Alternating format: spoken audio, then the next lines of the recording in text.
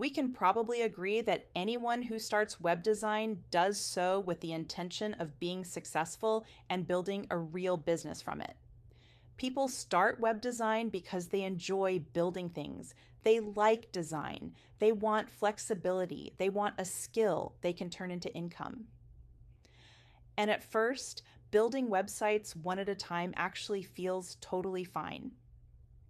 You build a website, you hand it over, you get paid, you move on, and then you find yourself searching for the next project. So, what is it that goes wrong?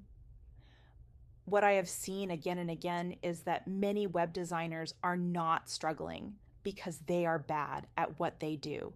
They are struggling because they are constantly hunting for clients, often on social media, trying to get projects wherever they can. And ultimately, the real issue is how their business is set up.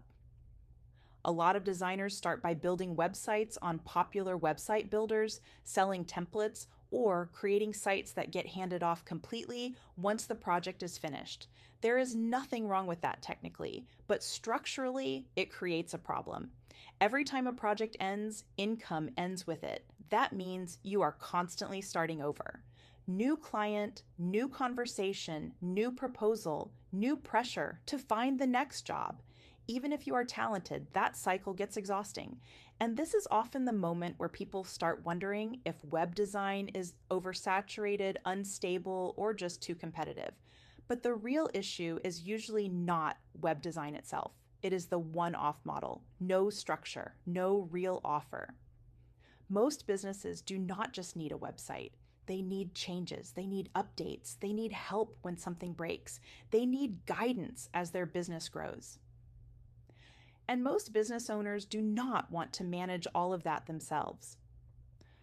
When a website is built and handed over with no ongoing structure, the client is left figuring things out alone. That is not what most clients actually want. What they want is someone they trust, someone who understands their website, someone they can call or email when they need help. This is where many designers miss the bigger picture. They see themselves as someone who builds websites instead of someone who supports a business online. That distinction matters. When web design is treated as a one-time transaction or just as a creative outlet, income stays unpredictable. When it is treated as an ongoing service with a real business structure, everything changes. Instead of constantly chasing new projects, designers start building long-term relationships. Instead of starting from zero every month, they create consistency. This is also where focusing on a niche comes in. You do not have to turn people away, especially at the beginning. Building websites for friends, family, or acquaintances is completely normal and often helpful early on. But when you are trying to build a real business, gain confidence, get referrals, and build momentum, niching down makes things much easier. When you focus on a specific type of client, you stop reinventing everything each time. You start offering clearer packages. You understand common problems faster. You build websites faster and better. And clients begin referring you because they know exactly who you help. This is also where recurring services naturally fit in. Hosting, maintenance, updates, support, small changes, these are not add-ons. They are what make a web design business sustainable.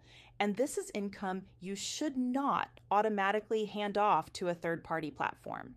Many designers who feel burned out are actually very good at design. What they were never taught is how to build a business around that skill. And that is a completely different skill set. Web design alone is not just about making a website look good. It is about building a system that supports both the client and the designer long term. That is why so many people disappear from web design just as fast as they show up. Not because there is no work, but because building a business is harder than building a website. If web design has ever felt stressful, unstable, or harder than it should be, it is worth looking at how the work is structured, not whether the skill itself is worth pursuing. Because web design, when built as a service-based business, can be steady, flexible, and surprisingly grounded. Most people are simply never shown that side of it. And if you have been wondering why web design feels like a constant grind for so many people, this is usually why. If you have questions about building a more sustainable web design business, feel free to leave them below.